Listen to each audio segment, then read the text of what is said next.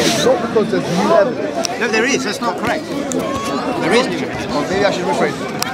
It's not just because he has new evidence. Yeah. Because he has a new interpretive way of interpreting the new evidence. Now, here's why I think you need to be a little bit more agnostic, if you don't mind me saying. Where you're saying that the universe is definitely eternal. I'm not saying that. I'm not saying that. Okay, fine. He is. I'm not. Okay, fine. If you might be agnostic. I am agnostic. Fantastic. I am Brilliant. completely agnostic. Good. About it. So from a scientific perspective, me and you agree then, yeah? From a scientific perspective, that we should employ a kind of methodological agnosticism, if you like.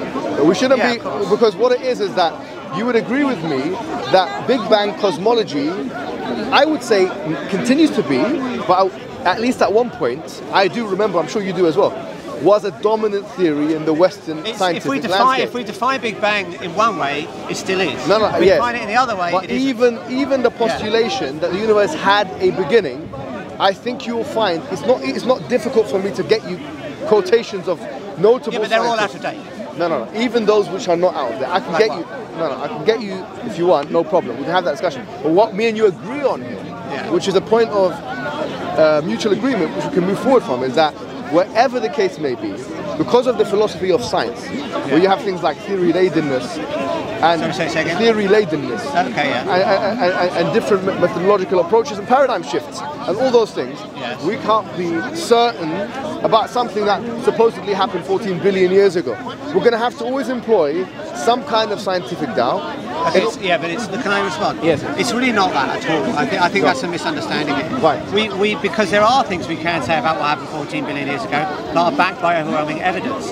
So that the universe was in a hot, dense state is a statement about what happened 14 billion years ago, and we do have overwhelming evidence for that. The idea that there was a singularity, we don't have any observational evidence for that. We have theorems. Now, so you're right that Penrose has a new cyclic cosmology that he's proposing, and that is a speculative idea. And one of the reasons why he now thinks the universe is eternal is because of his cyclic cosmology. But that isn't the only reason. In his theorem, that we'll call the Penrose-Hawking singularity theorem, that show the Big Bang was the beginning, is an assumption that gravity is always attractive. But in 1998, we discovered the universe is accelerating in its expansion, and that violates the condition of the singularity theorem that was used to prove the universe at the beginning. So there was actually an empirical observation that undermined those theorems. No, but can I explain one thing? Yeah, go ahead. Sorry. I think you're right and you're wrong as well. I'll explain. I think we're going to agree here. I do think so. You're right in saying that, for example, when you have new observations in the philosophy of science, that can sometimes cause a breakaway in the pre-established understanding of, say, cosmology, for example. But where I think you're wrong is where you suggest that, okay, just because of this, there has been a change in understanding. There's also... It isn't just because of that. There are other reasons. So, for example, I'll give you an easy example. Saturn. I think it was Saturn, maybe Jupiter, so one of those planets. It wasn't observed, but it was... but cosmologists predicted its being because of other revolutions of the cosmos. You're thinking of Neptune. Sorry, Neptune. Yes. It was the orbit of Uranus. That didn't compute with Newton's so when that new piece of information was input, then when they saw it, it matched with the other, but there was no observation, you see. So you could change. Then there was. Right, but you get the point. You can have a change in understanding without there being an observation in the science. Okay, so in the case, may I just respond to that case? Yes, so in the case here, Neptune, you're right. Yeah, so what happened was, Uranus's orbit didn't really agree with Newton's theory. So what they did was they said, it would agree if there was another planet. Exactly. So then what they did was they pointed their telescopes, and in fact the very day that they pointed the telescope, the coordinates they said it should be there, they saw it. Okay, so that confirmed the ideas that they had. Right. Now in this case it's the other way around. We had evidence that disconfirmed the ideas that we had. But either can be. But it isn't just the observations. We also have a fundamental contradiction. So in order to infer that the Big Bang is the beginning of the universe, you're using general relativity and you're extrapolating. Now quantum mechanics is not being included here, and we know that quantum mechanics and general relativity contradict each other. And at the extreme conditions of the Big Bang, we need to bring general relativity and quantum mechanics together. And every attempt that we've done to do this tells us the Big Bang was not the beginning. Now, these have not been experimentally confirmed, so I'm not saying they're right, but they're at least the best bets that we have at the moment. But can I just say one thing? Sorry. Yeah, go ahead. It's not. I don't think you could justify saying that if I went to every, university in just London, forget about the UK, let alone the Western world, and went to the science departments and the cosmology departments and had conversations with every single cosmologist, that all of them would agree, okay, in a consensus format, that what you're saying is definitely true. I don't think you can make that point. Well, Do you know anyone that disagrees with it? Can you name one? No, I haven't done the research. Okay. It's not my area of research. Okay. That's what you thought. It's not my area of research. I'm not a professional cosmologist, you see. Okay. I haven't done that research. But what I'm saying to you is that... But you have written a book on cosmology. No, but I did it. It's a philosophical. Yeah, but the philosophy has to be informed by science. No, let me explain. So, the argument I'm making to you right now, okay, is not a scientific one. It's a philosophical argument. Yeah. Say, whether you believe... Thank you so much. You put the sugar in there. Thank you. No, it's fine. It's milky. You get the wrong thing. What I was going to say to you is that... Thank you so much. So here's what I want to say to you. Simple argument, or simple question. Let's just start this thing. All right, so let me... Simple question. Is the universe... I don't care if it had a beginning or not. Okay. In your understanding, does the universe have a... Is the universe dependent or independent? I have no idea. You don't know? I have no idea. You don't know. Okay, fine, perfect. Would you agree with the following statement now? Yeah. You say you don't know. So I'm going to make a statement. There cannot be an infinite regress of dependent things.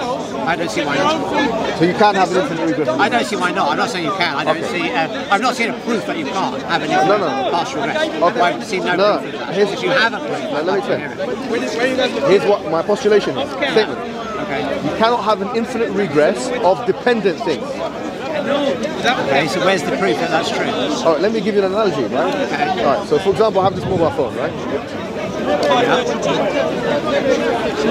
Now, it's dependent. In this analogy, let me say that the mobile phone is going to run out of charge. And let's say, for example, I'm going to get another mobile phone to charge it. Let's say that's possible somehow.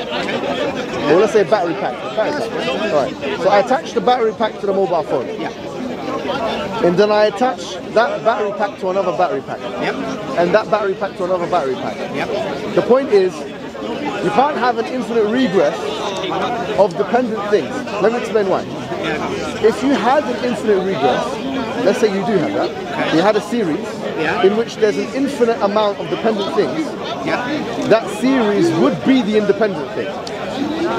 Does that make sense? Well, it could have two statuses. There are things that have... Are you with me on this? I think I am. Let me explain. Maybe No.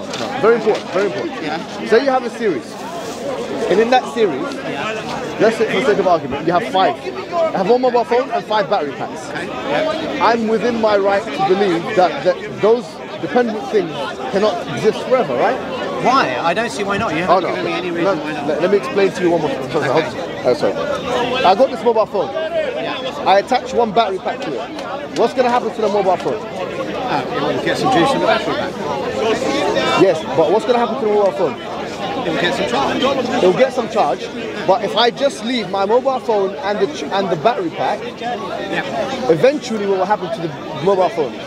It will run out of battery. It will run out of battery. And what will happen to the battery pack? It runs out of energy. Now let's charge. Let's say we have I have one mobile phone and 2 battery packs. Okay. Now what's going to happen to the 2 battery packs?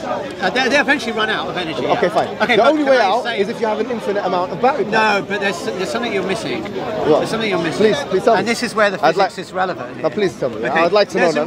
There's a reason here, actually. Because here we are constrained by what... Is this better? Not too close. Oh, not too close. Sorry. Okay. Here we're constrained by something called the conservation of energy. Energy is always conserved. Okay, so you can't create energy and you can't destroy it. You can only transform it from one form to another. Okay. However, what we know is that the conservation of energy is a derived concept, so it's not fundamental. It's derived from something called no-eta theorems. So a no-eta theorem sort of infers where conservation energy comes from. It's not just there sort of, willy-nilly. It's derived from the no-eta theorem. The no-eta theorem says... So it's dependent on it, right? Well, it don't depend, like, we can explain conservation in terms of something else, okay? Okay, fine. So what that thing is called time translation invariance. In simple English, what that means is the universe isn't really changing in some degree, okay? So that, it derives us of conservation of energy. However, so where the world that we sort of experience, this local world, experiences conservation of energy. However, at the cosmic scale, the conservation of energy is not valid.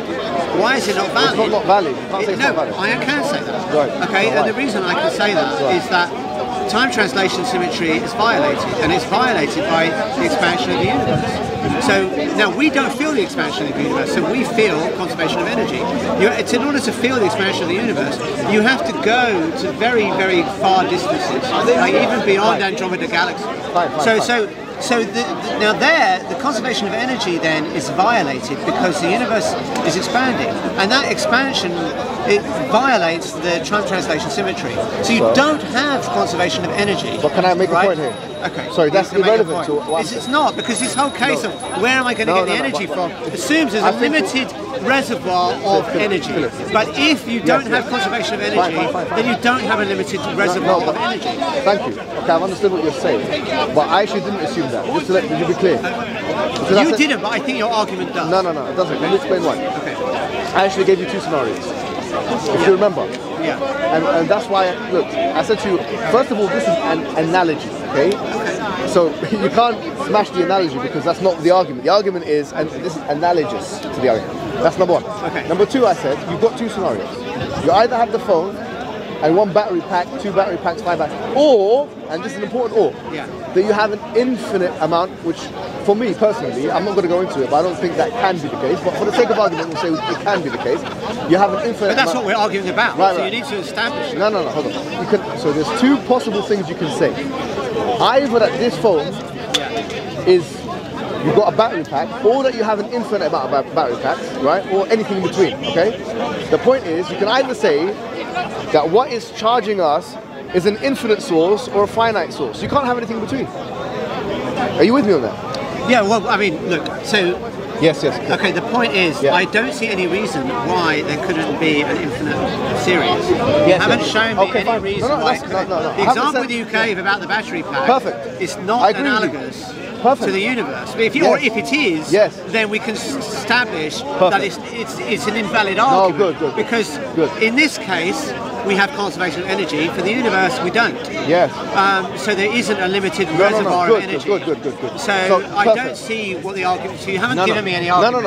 I haven't given you an argument yet. That's right. So let's at this point in time, I haven't given you an argument. I've just given you one or two postulations. Okay. I said that you can either have. You see, look. Yeah, I know what you're saying. It's either infinite or finite. Okay. Thank you very much. Fine. You're saying it's infinite. I'm not. I'm saying we don't know, and we don't have any way to find out that I'm aware of. I'm saying we should be agnostic about it. No. You can't be agnostic about it. Why not? Let me explain why. Now listen.